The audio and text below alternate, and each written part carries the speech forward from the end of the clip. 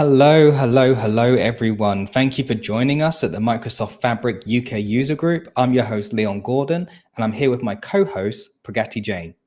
Hi, Leon. How are you? Enjoying sunny Absolutely. weather in UK today, finally? Absolutely amazing, Pragati. Yes, the sun is shining. The weather is sweet. So I'm very happy. How are you? I'm good. I'm good. Just thinking like finally, I think summers are coming to UK after a bit of fluctuation. So yeah, quite happy. Absolutely. And are you on the side of people that want it to be cold again because it's now hot, or the I opposite? think I generally prefer a pleasant weather because, like in UK, sometimes you get those heat waves like for 2 or 3 weeks, right? And they're like crazy because our houses or apartments here are not just meant to be like that, right? So, but yeah, it's good. It's good. I mean, I just enjoy sometimes sunshine as well. But yeah, I'm more on that mountainside of person, I guess. I would love to go like places like Switzerland or Austria just to get that kind of pleasant weather. But yeah. Well, never say never, but yes, I'm very happy that we've got some heat now. And as always, everybody participating, we would love to know where you're joining us from today as well. So get active in the chat.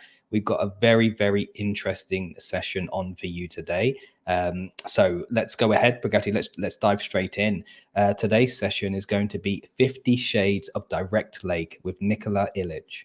Nikola, in his own words, is a self-professed Power BI and Microsoft Fabric addict. He's also a Microsoft Data Platform MVP, Pluralsight author, O'Reilly instructor, blogger, speaker, and interested in anything related to data. I'm surprised I fit that all into one sentence, Nikola. Thank you very much for joining us. Congratulations. Well done. Well done. I couldn't do that better. So thank you. Thanks for inviting me, and thanks for hosting me today. It's my pleasure to be with you. Oh, excellent. We're really Always love looking forward to to have this you. session. Yeah, always love your sessions, Nicola. So yeah, Thank excited. you. Thank you so much. Thank you so much. Thank you. Excellent. With that being said, then let's dive straight in, Nikola. We'll hand over to you. Thank you so much. Thank you so much. Hi, everyone. Welcome from my side. It's a pleasure to be with all of you today. And today we are going to dive deep into one of the latest and greatest feature in Power BI and Microsoft Fabric, which is called Direct Lake. Before we start, I need to tell that this session was built together with my friend and also our fellow data platform MVP, Shabnam Watson. So we presented this session at Fabric Conference by the end of March in Las Vegas. So it's a little bit updated and refreshed since things are changing fast in Fabric world. But just wanted to say that this is also a joint work of Shabnam and myself. Leon told almost everything about me, so I don't have anything to add, basically, except that I'm a huge Barca fan. Leon, please next time mention this. Just kidding, of course. So yes, I'm a huge Barca fan, as you may conclude looking at this photo. And since I live in beautiful city of Salzburg in Austria, I took this nickname Data Mozart. Probably know that Mozart is worldly famous, and Salzburg is famous because of birthplace of Wolfgang Amadeus Mozart. So I was brave enough to use his last name as part of my nickname. You can find me on web. I'm blogging at data-mozart.com. I'm also active on social media, LinkedIn, Twitter. So feel free to connect if you like, and always happy to chat about everything related to data. So what's on our agenda today? Few topics that we are going to cover. First of all, we will examine different Power BI storage modes. Then I will introduce you to Parquet and Delta format, because that's something that is relatively new if you're coming from traditional Power BI world. Then we will examine what are the key concepts that exist in Direct Lake. I'll explain what is the difference between two types of semantic models when you work with Direct Lake, default and custom semantic model. We will also discuss some benefits and some limitations about Direct Lake, of course, because there is no perfect solution. And speaking in that regard, when to use Direct Lake. And finally, there will be some demos along the way. I want to show you some of these concepts and some of these theoretical parts in action, and how this really looks like when you connect to Direct Lake semantic model. So since you have a lot of things to cover, let's jump straight into the action. And I guess if you're working with Power BI, you probably know what this function what this DAX function will return. And if we were together in one room, I would ask you for correct answer. But since we are online, I will give you the answer. So today function returns today's date, basically in DAX. And why is this important for this session, and why I want you to keep this in mind throughout this session, is that everything is subject to change. That means whatever I tell you today here, in maybe few days or few weeks or few months, may not be relevant anymore. So if I tell you about certain limitations that currently exist in Direct Lake, maybe those limitations will not be limitations anymore in 3 weeks, 3 months, or hopefully not 3 years. We'll see. But this entire product, Fabric as a product, and Power BI, which is now part of Microsoft Fabric, is changing at a rapid pace. So be aware that things are changing, that something that was relevant today, maybe tomorrow is a thing of past. Just think in that regard. Just one slide, because I hope that you are already familiar with Microsoft Fabric.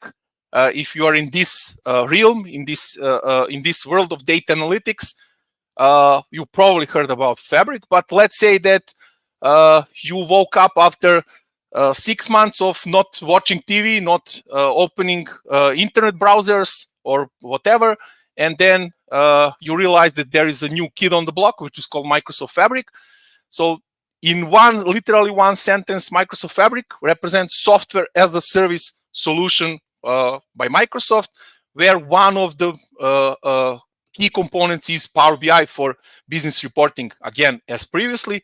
But the main difference compared to all the previous solutions that we have with Microsoft is that now we have one single central storage repository, which is called One Lake. And this is important to keep in mind, because we are going to talk about Direct Lake storage mode today. So this is important to keep in mind, that all the data that you use in Microsoft Fabric is stored at one single location, which is called One Lake. Without going any further into details, I encourage you to go through this link that I include in the presentation if you want to learn more about Fabric. And now, for you and for me as a Power BI professional, the main question is, now with Microsoft Fabric, things are changing, things are moving. There are many new concepts, new components. So what should I do now as a Power BI professional? And what I like to say when people ask me, relax, relax. Nothing changed, nothing dramatically changed.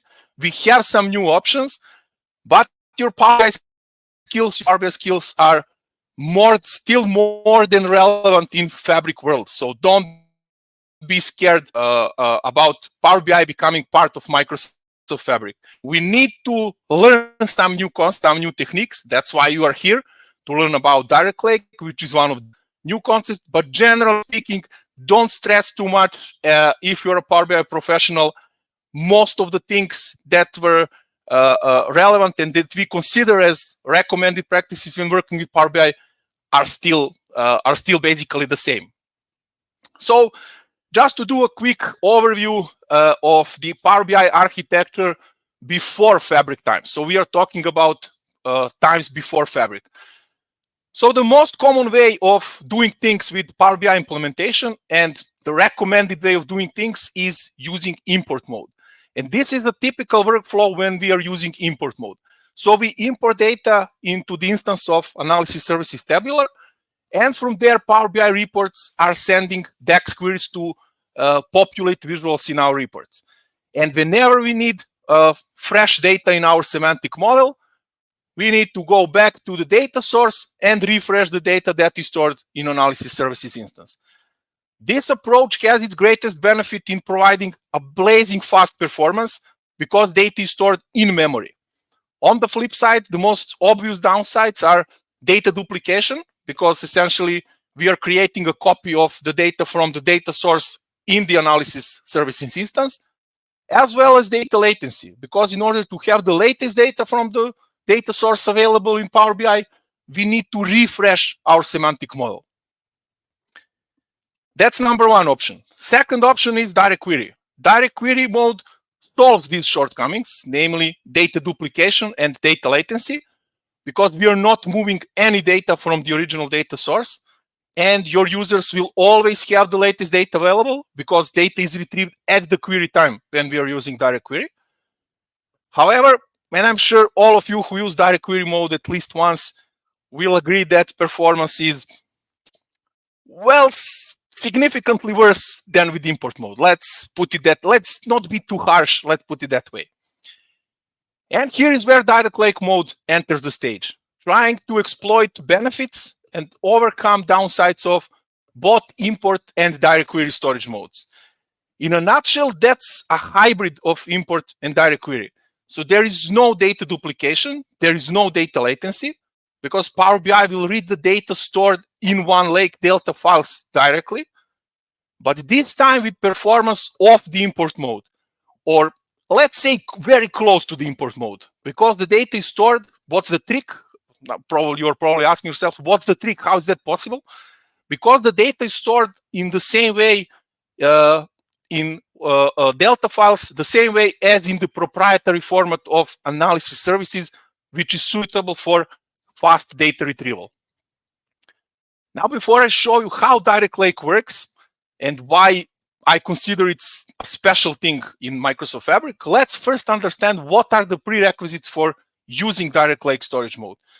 First and most important, you need either Fabric capacity, meaning F SKUs, no matter the size or power. So the lowest F SKU, which is F2, also gives you possibility to use Direct Lake, or Power BI Premium, which is marked with P SKU.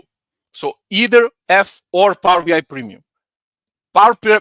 Premium per user and Pro licenses, they don't support Direct Lake. Then you need a Fabric Lakehouse with a SQL endpoint, and this SQL endpoint is necessary in case our queries cannot be retrieved by using Direct Lake mode. We will talk about that later in the session. And also either Lakehouse with SQL endpoint or Warehouse. Of course, you can use both in real life, but Direct Lake, keep in mind, works with both Lakehouse and Warehouse in Microsoft Fabric. Next, data must be stored in Delta tables. So if your data is in other format than Delta, like Parquet, like CSV, like JSON, no Direct Lake is possible. So only Delta format is supported as of today. And finally, V-ordering. This one is not a hard prerequisite. That's why I put this asterisk symbol here, meaning that Direct Lake would still work even if Delta files are not V-ordered, but then you should expect performance degradation. And now you're probably wondering, what on earth is V-ordering? Fair point. Don't worry, and I won't bother you with heavy technical details. Simply said, that's the Fabric-specific way of additionally optimizing Parquet files when writing the data. And all Fabric engines that you use, SQL engine, Spark engine, data flows, so they all will write files by default by applying V-ordering. So preparing data to be optimally compressed for Direct Lake scenarios. Now, I was mentioning Delta tables multiple times, so let's dive directly into our one lake, which is full of Parquet and Delta files. So let's examine one of the Direct Lake prerequisites in more depth. And we are going to explain how data is stored in Microsoft Fabric set so that you can leverage it in Direct Lake scenarios. Remember, we learned that Delta tables are currently the only supported format for Direct Lake mode. But what is Delta format? Before we explain it, we need to take one step back and first explain what Parquet format is. Because as you will see, Delta and Parquet are cousins, let's say, or pair of brothers. So let's start with Parquet. Parquet is a column-based storage format. However, to understand what are the benefits and why this column storage format is important for not just for Direct Lake scenarios, but for all analytical scenarios, we first need to draw the line between the row-based and column-based ways of storing the data. So if we go back into traditional row-based storage, the data is stored as a sequence of rows, something like this you can see on the screen. And now when we are talking about some analytical scenarios, some of the common questions that your business users may ask are, for example, how many socks did we sell? Or how many users from the USA bought t-shirt? Or what is the total amount spent by customer John Doe? Or how many sales did we had on January 2nd? And so on and so on. So those are common business questions. To be able to answer any of these questions, the engine must scan each and every row from the beginning to the very end. So to answer the question, how many users from the USA bought a t-shirt, the engine has to do something like this. Essentially, we just need information from two columns, which is product. So we are interested in t-shirts, and country, which is USA. But the engine will scan all 5 columns. This is not the most efficient solution. I think we can agree on that. Let's now examine how the column store works. As you may assume, the approach is completely different. In this case, each column is a separate entity, meaning each column is physically separated from other columns. Going back to our previous question, the engine can now scan only those columns that are needed by the query, product and country, while skipping the scanning of unnecessary columns. And in most cases, this should improve the performance of analytical queries. Okay, that's nice, but column store existed before Parquet, and it still exists outside of Parquet world. So what is so special about Parquet format? Parquet is a columnar format that stores the data in row groups. Wait, what? Wasn't it enough complicated even before this? It's much easier than it sounds, so don't worry. So let's go back to our previous example and understand how Parquet will store this same portion of data. So what you see on this illustration, this is exactly the structure of the Parquet file. Of course, I've intentionally omitted some additional things, but we will come soon to explain this as well. Columns are still stored as a separate unit, okay? But Parquet introduces an additional structure, which is called a row group. Why is this additional structure so important? First, we need to wait a little bit for an answer. In online analytical processing scenarios, we are mainly concerned with 2 concepts. The first concept is projection. Projection means it refers to a select statement in SQL language. So which columns are needed by the query? Which columns? Back to our previous example, we need only the product and country columns. So the engine can skip scanning remaining ones. That's same as it in classic column store. And then we have another concept which is called predicate or predicates. This one refers to where clause in SQL language. Which rows satisfy criteria that we define in the query? In our case, don't forget, we are interested only in t-shirts. So the engine can completely skip scanning row group 2 because row group 2 doesn't contain the value in the product column that equals t-shirt.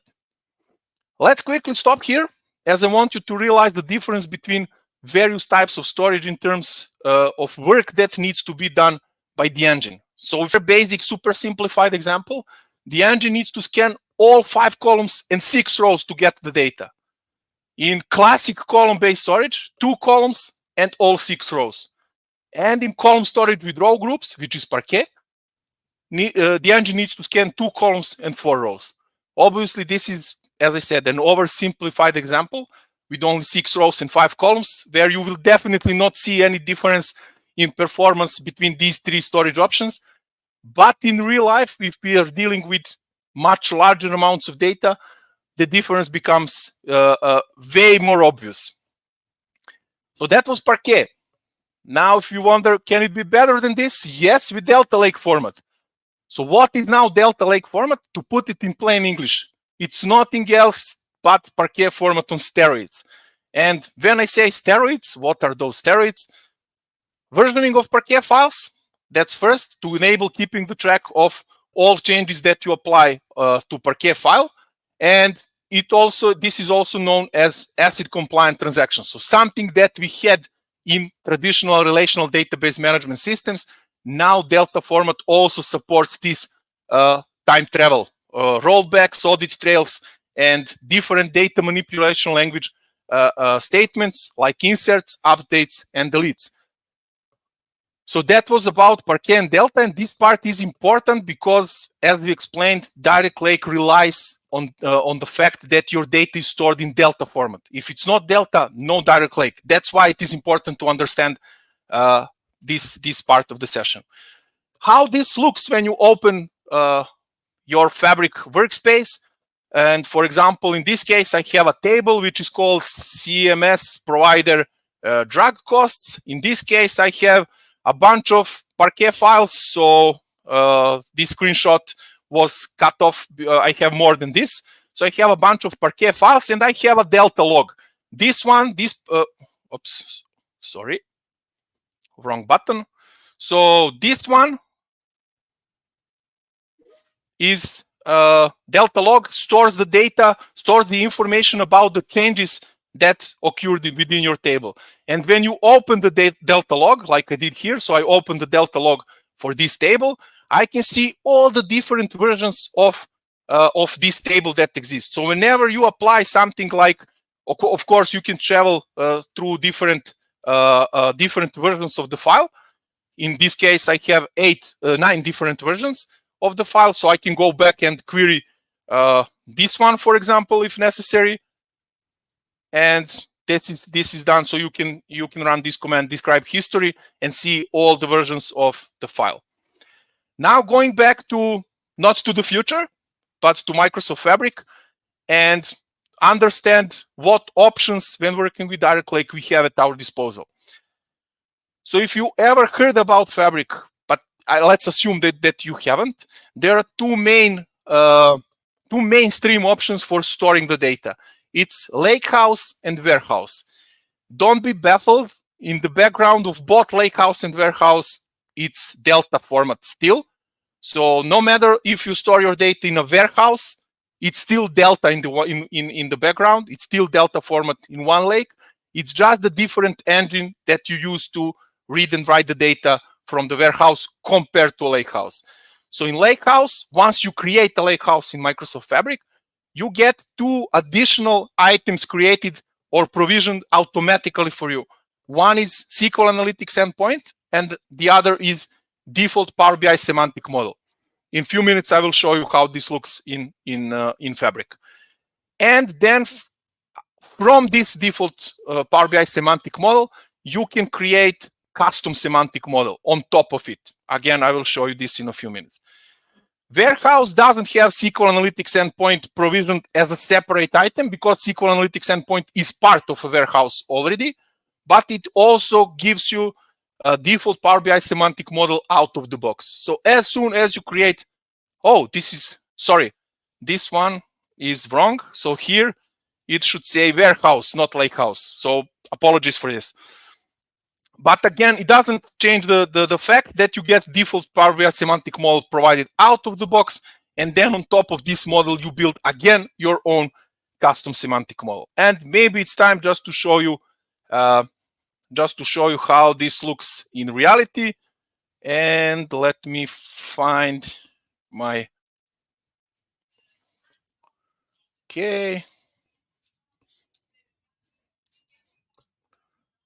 Let me bring this here. So I'm now at my Fabric workspace, and I'll open this one, DP600 Playground, because that's where I already created a lot of different Fabric items.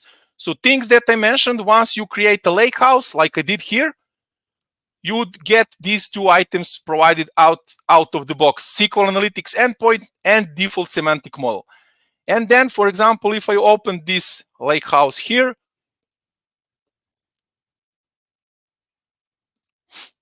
I can manage my my semantic model. It's done from SQL Analytics endpoint. I still can't get my head around all these things in terms of user interface, where to find everything. So under Manage Default Semantic Model, I can open the default semantic model and decide which tables are going to be included in the default semantic model. Default semantic model is good for some ad hoc scenarios, but in real life, you don't want to use it because it doesn't provide you this level of flexibility like a custom semantic model. For example, you cannot write back to default semantic model, it's read-only. So even though you use the tabular editor, for example, to connect to a default semantic model, if you do any changes on the model in tabular editor, you cannot write them back. So it's open just for read. And that's why always advise, and that's a recommendation also from Microsoft, to use custom semantic model. How you create custom semantic model?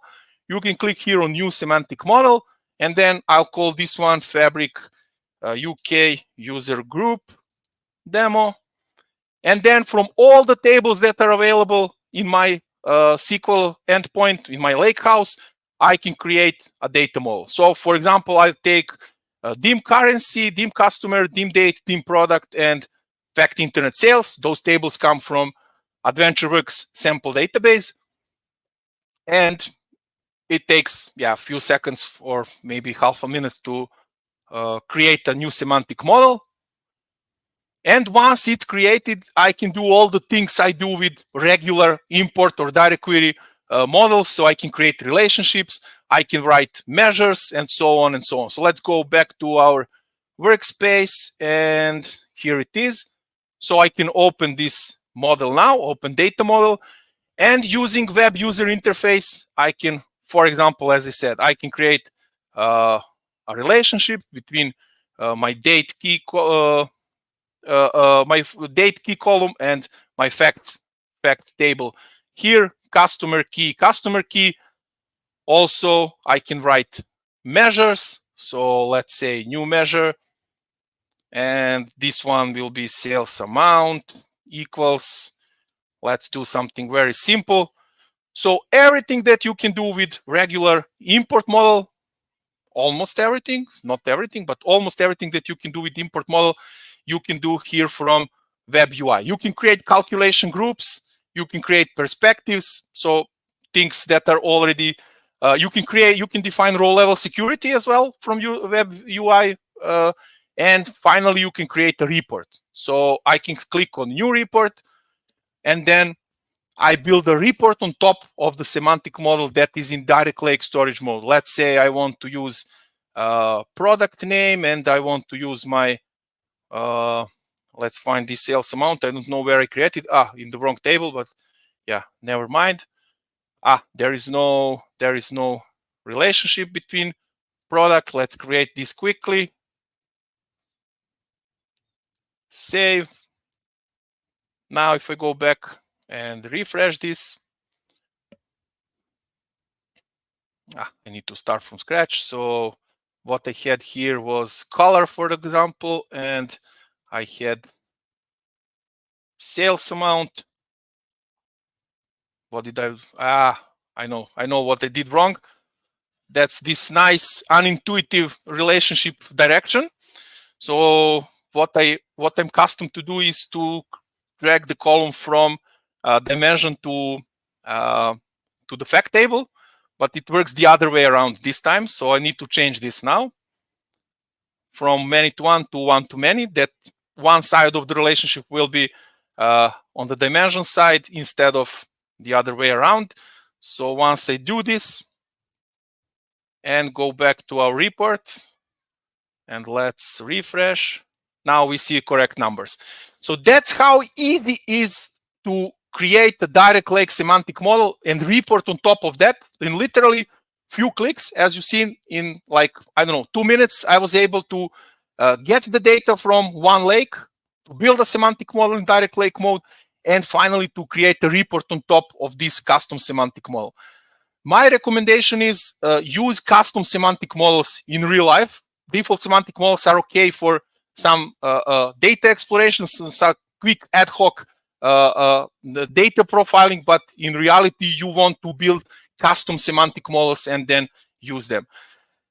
There are certain limitations that we will examine a little bit later, and maybe if you take a thorough look at the top, you saw that new column and new table options are grayed out, so they are disabled, and that's one of the current limitations of Direct Lake. You cannot create DEX calculated columns and DEX calculated tables. Some will argue that this is maybe not a bad bad decision, not to be able to create this, but yeah, at this moment, if you rely on calculated tables and calculated columns, then it's not supported in Direct Lake as of today. Any questions before we proceed? Yes, Nikola, we do have a couple of questions, so let's go ahead and go across to those. So the first one comes in from NIS007, and they ask, will capacities be used every time a person interacts with charts in the Power BI report when they're connected through Direct Lake mode? So it depends. It depends if the columns are loaded into a memory, then no. But if you first time use a column in the Power BI report, then yes. I will show you these concepts in action. That's the second part of the session.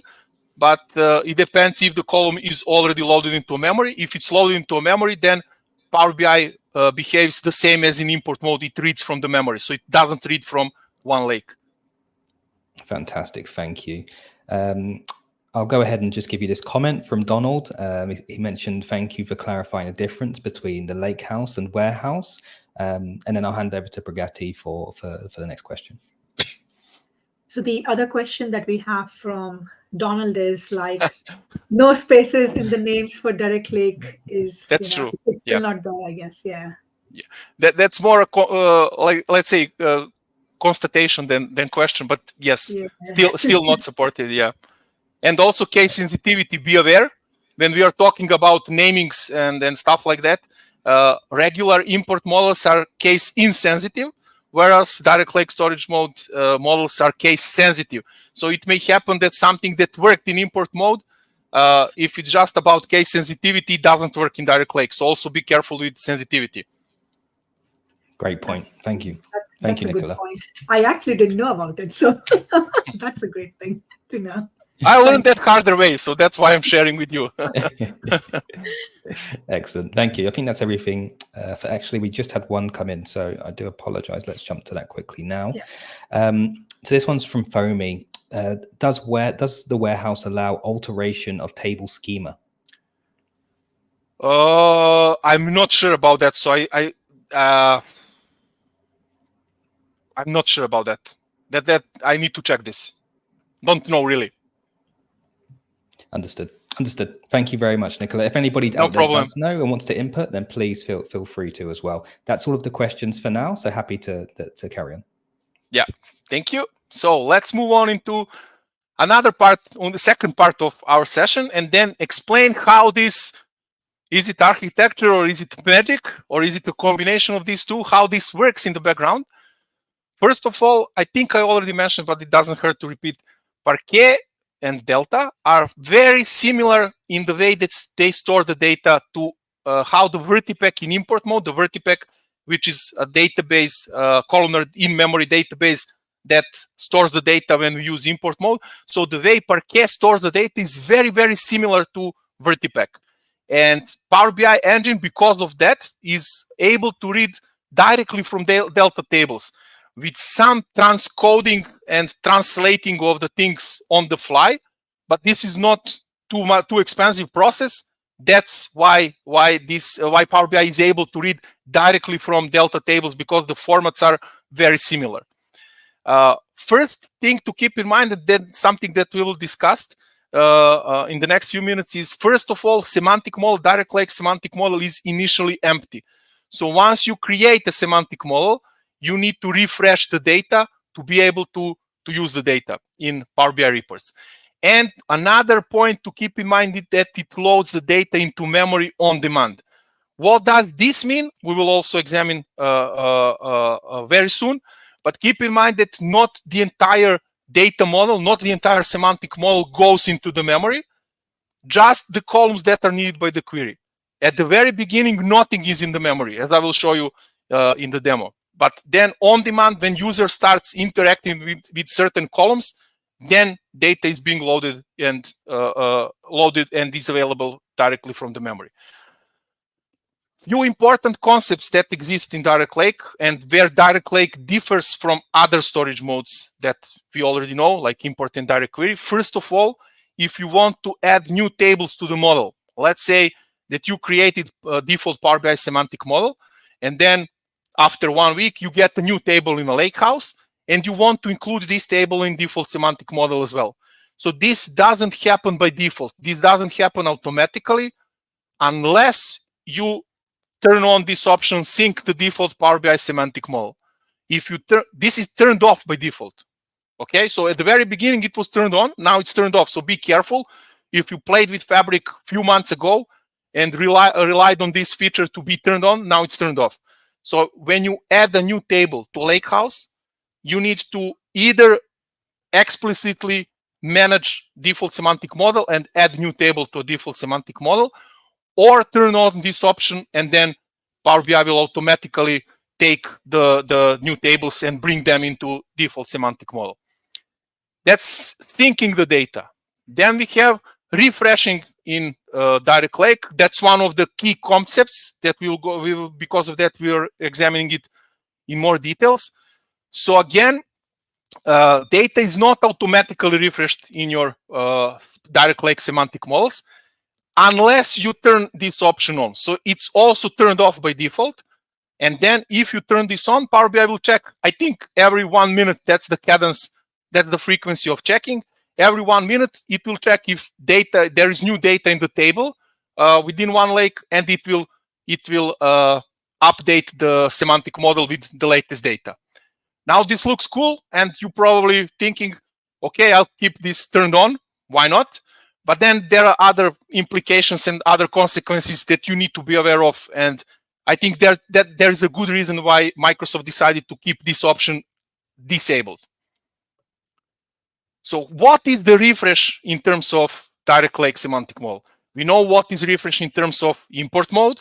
If we do a full refresh, then the entire semantic model is refreshed when you say, okay, I want to refresh it now, or you have a scheduled refresh every hour, every day, whatever.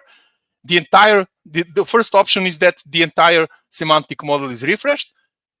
Or you do incremental refresh, or you split your semantic models in partitions, and then you orchestrate how this refresh will go. But in this case, the entire table or the entire partition will be refreshed. In Direct Lake, it's different. There is no concept of refresh. Or if we talk about the refresh, we talk about the concept which is called framing. So Direct Lake refresh is known as a process of framing data. So how does this look in reality? Let's say that I have some Delta tables here. I have different files, and I have my Power BI Direct Lake semantic model. So what semantic model will do at a specific point when you click refresh in the web user interface, it will frame those files and keep them within this frame. And that means that those 4 versions of model. And now what happens if I change data? So let's say updated table here. Unlike in relational databases where you don't operate on a file level, you have this data in a table, that's it. Here, basically, when you do the update on the Delta table, it's not the real update, it's creating a new version of the file. So the old file becomes old, and the one with the latest information, with updated information, becomes the latest version of the file. So let's say this latest version of the file now comes here. It's not part of semantic model yet before we hit this refresh button in web user interface. And when we hit this, what happens? Everything that was already loaded into a memory will be kicked out from memory, and then Power BI will reframe and make this frame bigger to include the latest version of the file. So what is the implication? Going back to our previous slide, where I mentioned that there are some implications if you leave this option for refreshing data automatically. Let's say that you have a table of 1 billion rows and that your users already interacted with the report. So columns are in memory, they are fast, they work like import mode. And then there is this option which is enabled.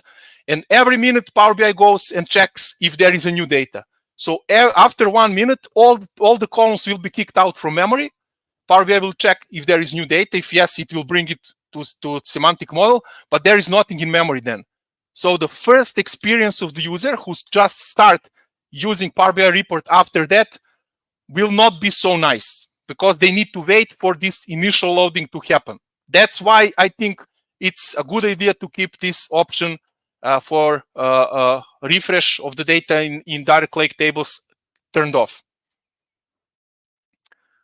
So as I mentioned, what happens in this case, I have 2 Parquet files that are for dim customer table, and I have 2 versions of this file. Let's say I add another customer, or I update the record. So what's going to happen in the background? I will get a new Parquet file created for me, or maybe this one is the latest one. And in my Delta log, I get a new version of the file. So this is the latest version, and then Power BI knows that it needs to take this one. Another important thing to keep in mind regarding data refresh in Direct Lake and this framing process is that it refreshes only metadata. That means it doesn't matter if you have a table of 10 billion rows. It just refreshes metadata. So it doesn't pull data physically from one lake into semantic model, unlike import mode. This is the big difference between import mode and direct lake. In import mode, data is physically stored in Vertipack. So when you do the refresh, data is physically stored in Vertipack. In direct lake, data stays within one lake. So it's similar to direct query, but Power BI just refreshes the metadata. And why this is important? Because, as I said, size of the table doesn't matter, because metadata is usually very cheap operation. Scanning metadata is cheap operation, and there is no data movement from data source to Power BI. So essentially, even if you have really multi-100 million row tables or billion row tables, this process shouldn't take more than a minute, because it refreshes only metadata.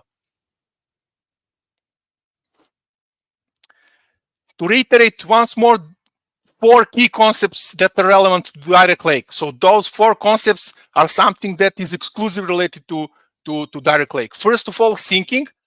That's the concept of adding new tables to a semantic model. This can be set to be automated, that all new tables come to a semantic model, but by default is disabled. So you need to take care of that. Then we have a framing. That is the process of adding the information about the latest version of the data to the semantic model. Remember, with this frame moving around, taking into account the latest version of the file, that's framing.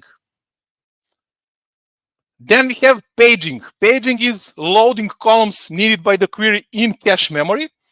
This is similar to the way that import mode works in some scenarios, not always. So if you have, just to be clear, if you enable large storage mode for import mode models, then this behavior is also relevant for import mode models. If it's not enabled, then the entire data model will be loaded into a memory. This is different in direct lake. Only columns that are needed by the query will be stored in memory, as I will show you soon in a demo. And finally, we have a concept of temperature. Temperature, that's the trick or technique that Power BI applies to keep frequently used columns in cache memory. Also, we'll show you soon in a demo. Okay, so let's go to another demo. And what I have here, okay, I have 2 semantic models that are exactly the same. So 100% the same. Tables, number of rows, relationships, everything is exactly the same. One is in import mode, the other is in direct lake. Exactly the same data. Okay, so this one, I'm connecting from Power BI desktop, I'm connecting to a direct lake storage mode. As you see here down below, this one is direct lake model. Okay, and another one is import. So the same model, this one is in import.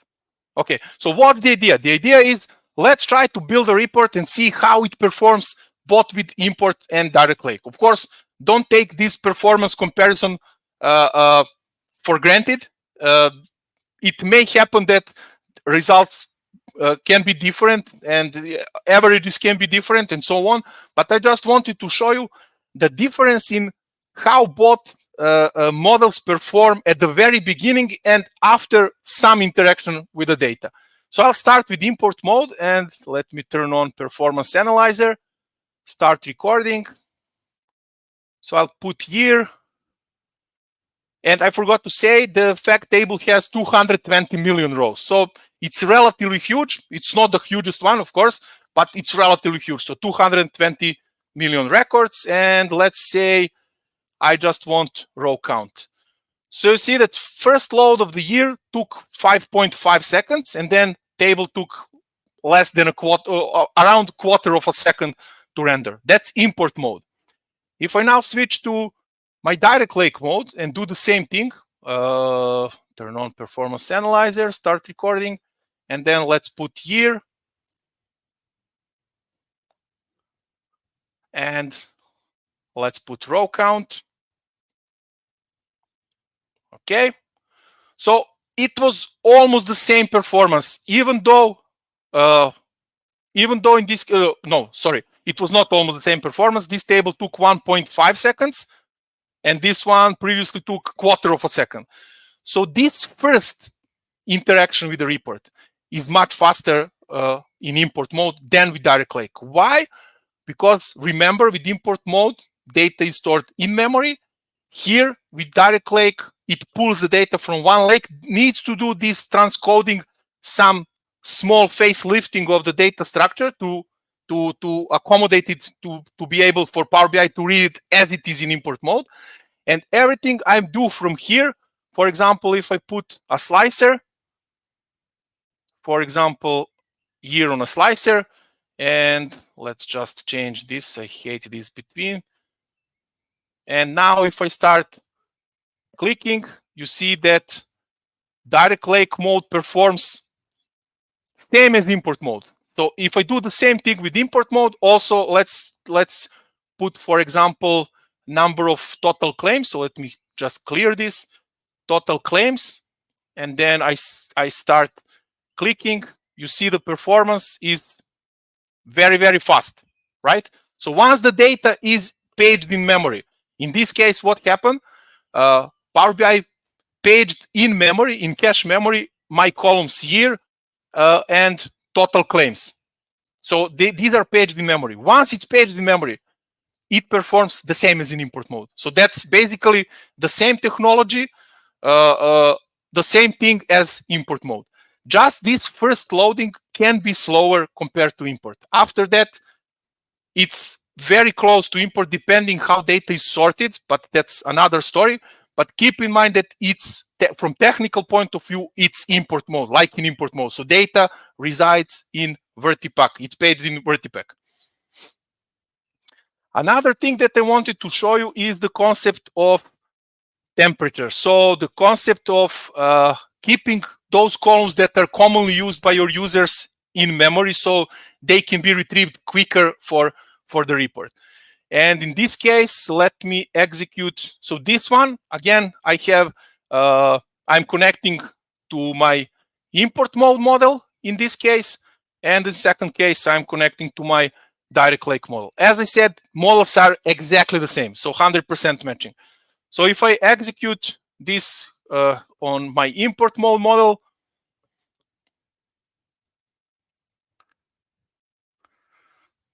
okay, so you see numbers for, this is a dictionary temperature because import mode creates dictionary for columns that are loaded into memory. And if I click here for direct lake, you see those two columns that we used in our visual, total claims, and here they have the highest temperature, 30 and something. All the other columns are very cold. Okay, so what happens if I go back to my direct lake report and let's say I want also to include total drug cost? Okay, and let's go back to DAX Studio and again run this. Now you see that my total drag cost also becomes warmer. Instead of 0 point something, it's 22. Now, if I don't touch my report, so what Power BI will do? It will keep those frequently run columns in memory, but the memory amount is not unlimited, it's not infinite. So if it happens that your users start querying a lot of columns, Power BI will keep some of them that are most commonly used in memory. Once there is not enough space in memory anymore, it will kick out the columns with lowest temperature. And temperature gets colder and colder if you don't use your report. Now, approximately 1 minute ago, I ran something last time. If I execute this query again, in this case, I have 32, 31, and 22. So if I execute this again, you see that temperature decreased a little bit. And if I leave this for maybe an hour or so, this will again go to the 0. So this is how Power BI evict columns from memory to keep space if someone else start querying the data. Any questions before we proceed to fallback to DirectQuery? Yes, we do have some, I believe, Nikola. So let's go ahead and go to our first one, which is from Ritesh. Ritesh asks how to delete old Parquet files when the table is physically removed. Don't take for granted this, but I think you can run vacuum command in a notebook to clean up the files. I think this one will do the job. Excellent, thank you. And Pragati, I'll hand over to you to the next question, please. So the next question comes from Fernando, and he's asking, how did you create the semantic model with import storage mode? Is it by connecting your Power BI desktop to the lakehouse and from there choosing the tables needed? Connect to SQL endpoint of the lakehouse and then just do import like you do for any other data source. Thanks, Nikola. Fantastic. Thank you, Nikola. Yeah. That's all the questions for now. Okay, thanks. Yeah, one more thing that I forgot to mention, and that is another huge point of difference between Direct Lake and Power BI. And this question from Fernando was great because it reminded me that when I did data loading for this table of 220 million rows, it took me around 45 minutes to 1 hour to load the data. In Direct Lake, no data is loaded. So essentially, that's a big advantage of Direct Lake Direct Lake semantic models compared to import models, because you don't need to wait for data to be loaded into Power BI. Remember, there is no data loading in Direct Lake. It's just metadata, and data stays in one lake. So that's a huge advantage of Direct Lake models in terms of refresh time and data loading time.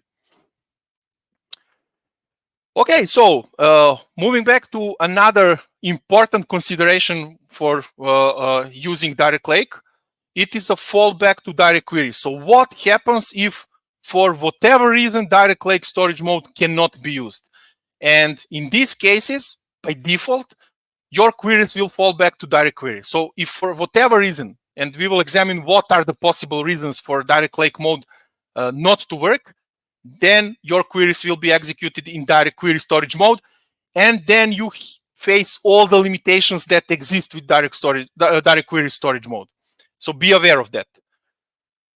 There are some guardrails, as I mentioned, that Microsoft prepared to, let's say, control the usage of Direct Lake storage mode.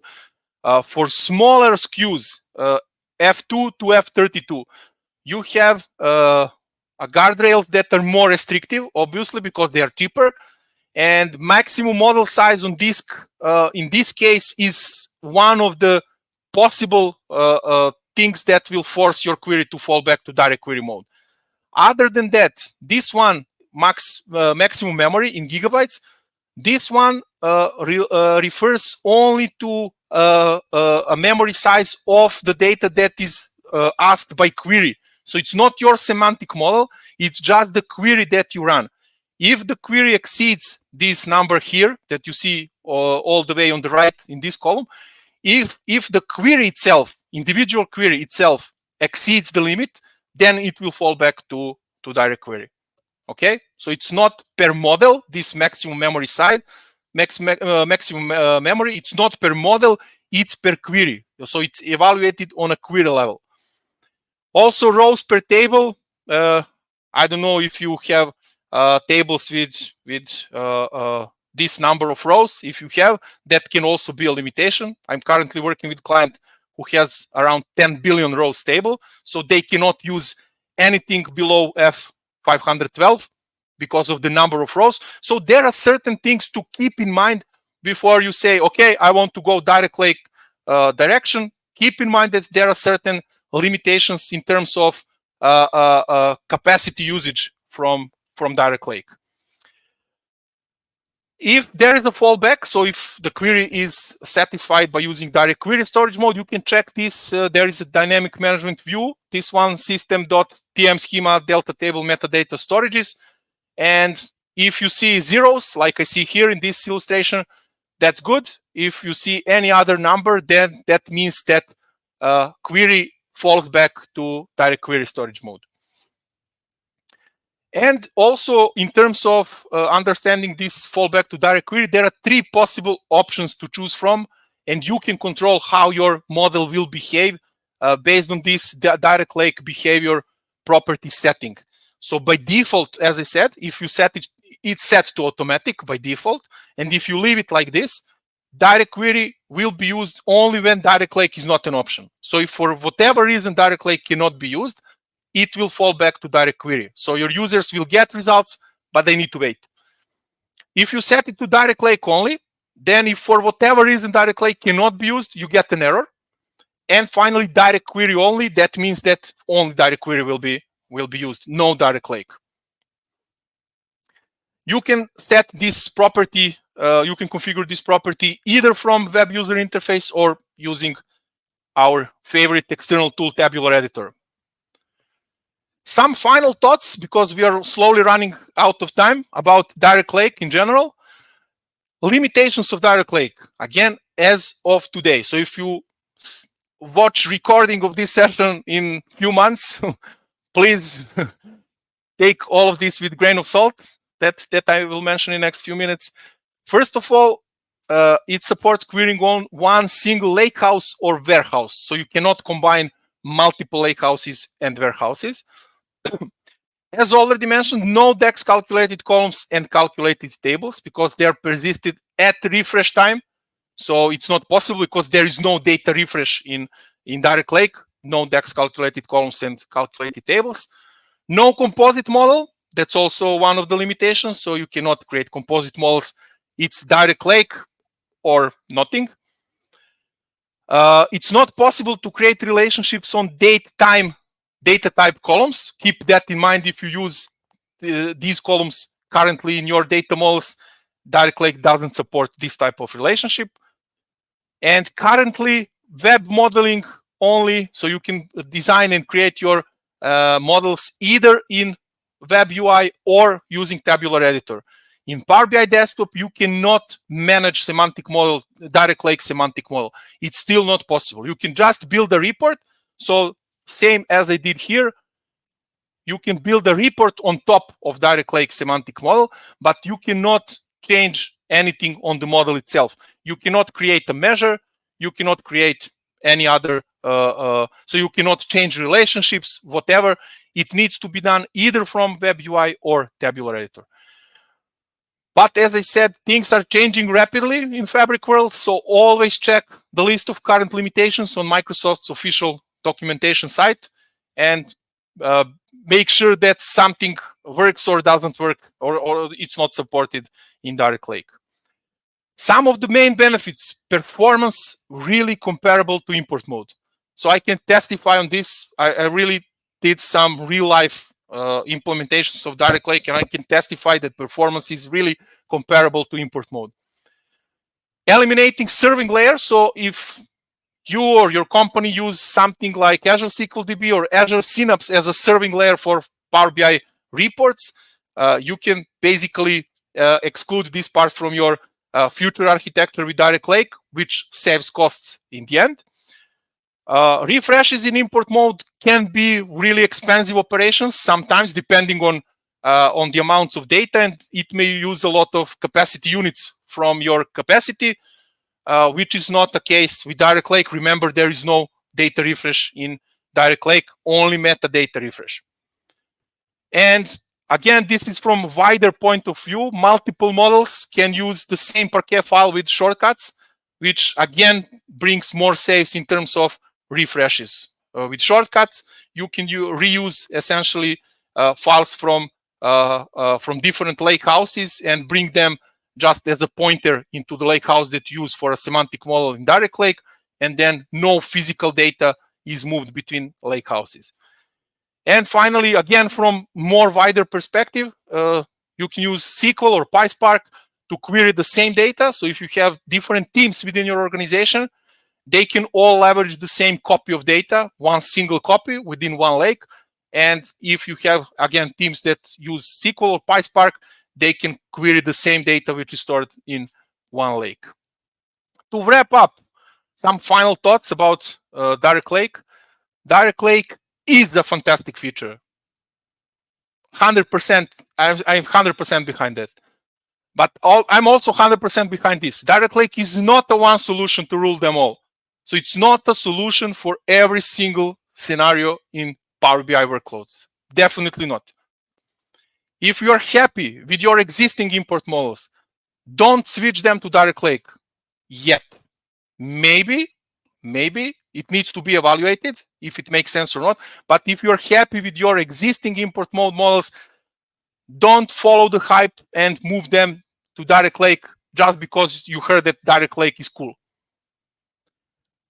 If you build a greenfield solution which is a lake-centric, it makes sense to start building everything with using Direct Lake.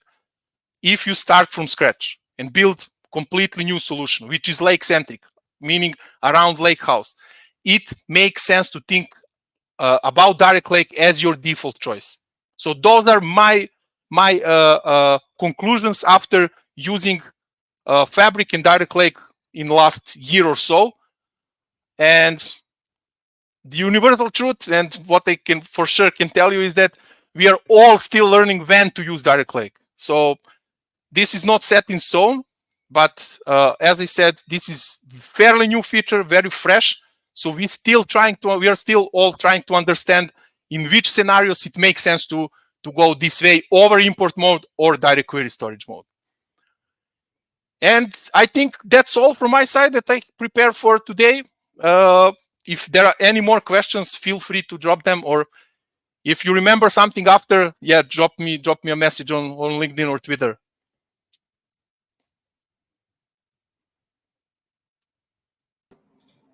Excellent. Very, very, very good session there, Nikola. Thank you very much. Thank you. Some fantastic information that's been shared there.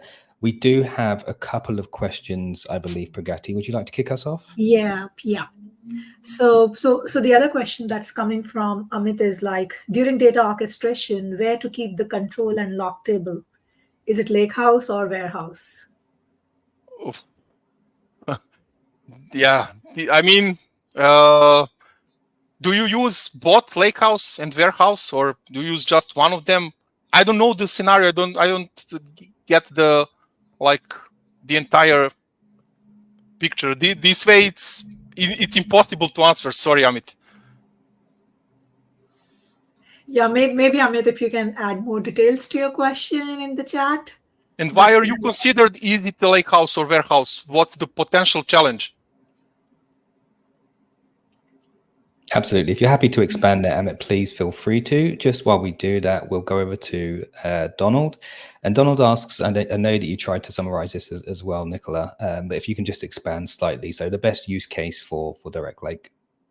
Yes, absolutely. Best use case for Direct Lake is when it performs better than import mode. Fantastic. Nice and easy. I know it doesn't help. I love that answer. How quickly it came out from Nikola. Sorry, Donald. Yeah, I mean, best use case for Direct Lake, I would say if you're starting from scratch with a lake-centric solution, that's my opinion. It makes sense to start with thinking about Direct Lake as your default choice. If you have a model in import mode that works nice, it's not the use case for Direct Lake, at least not yet. With all these limitations, import mode wins it, I think, in this way, because all these limitations don't apply to import mode. So that's my let's say high level understanding of decision where to go this way. Excellent, thank you, Nikola. And Amit has expanded, and he's gone on to say Lakehouse. Lakehouse, okay. If you use Lakehouse, so why would you then implement warehouse? Is it just for that purpose, or also something else? Yeah, happy to expand here. Yeah, I mean the context is missing, so. Yeah, it's absolutely fine. I think that, Amit, from this perspective, your control table really should go in the easiest place. If you're using a lakehouse and you're going to reference your control table for parameters, variables, for pipeline, etc., then there's no reason not to have it there. In terms of your logging table, if you're orchestrating pipelines, generally, at least when I used to do data engineering some time ago now, it would probably reside in the warehouse, but happy to be corrected there. But that would just be a starting point. But if you want to expand offline, please feel free to. Okay, and then just moving on from there, I think it's just really feedback coming in there, Nicholas. Donald mentions that we've already answered his question, but the expansion that you mentioned there was great. And then Tom O'Doherty said, thanks, really useful information, your presentation, learned a lot. Thanks, Tom. Thank you.